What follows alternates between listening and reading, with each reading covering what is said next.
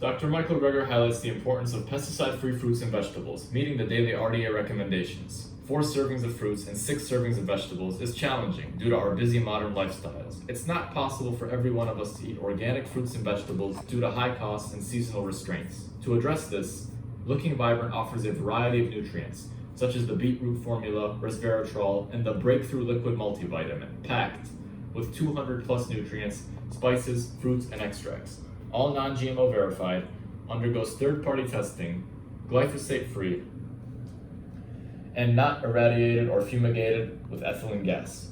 Looking Vibrant is the only company in the United States which sources raw materials from the US, Western Europe, and South America. The whole family can now supplement their diet with the most dense nutrients on the planet in a delicious liquid multivitamin, your daily foundation. Dr. Michael Greger briefly explains the additional health benefits that many of us have never even heard of, and those of cruciferous green vegetables that are already included in this liquid multivitamin. And really doesn't appear to be any additional benefit of more than an ounce of nuts 3 to 5 times a week. So no need to overdo it. And then dark green leafies earn their place, the anti-aging aid, as the vegetable most associated with a longer lifespan. Can improve age-related declines, the nitrates, age-related declines in muscle and artery function, and actually slow our metabolic rate, which is something that we used to only think was possible with caloric restriction, but instead of walking around starving all the time, you can just eat a big salad.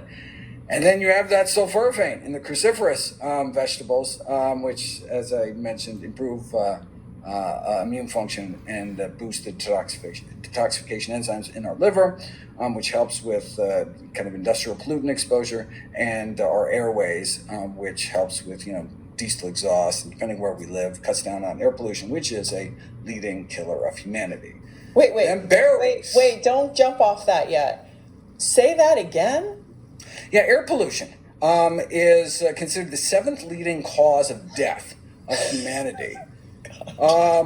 Yeah, isn't that? And so, look, we can, not everyone can move and go to some place that has cleaner air. And even if you do move, all of a sudden now we have wildfires everywhere, which have their own problems in terms of air quality.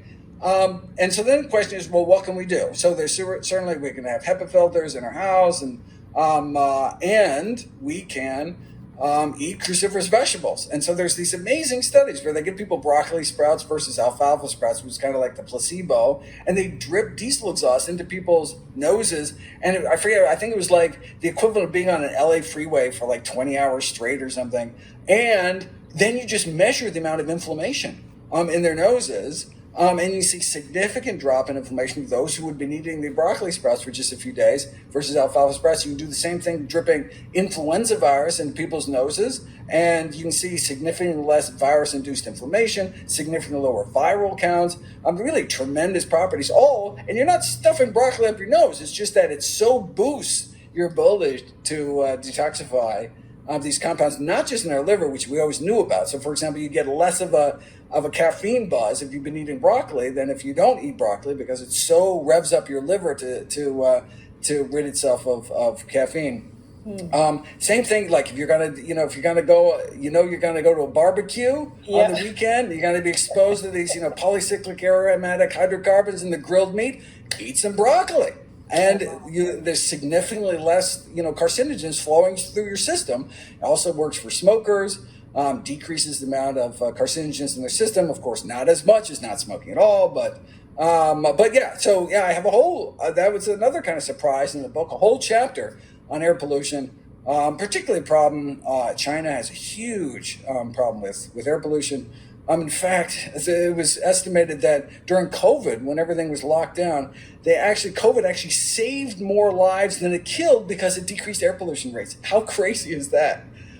So many fewer people were dying from heart attacks because the air was cleaner, because the cars weren't on the road, which kind of gives you a sense. But it's something we don't even really kind of think about. But there's something we can actually do about it.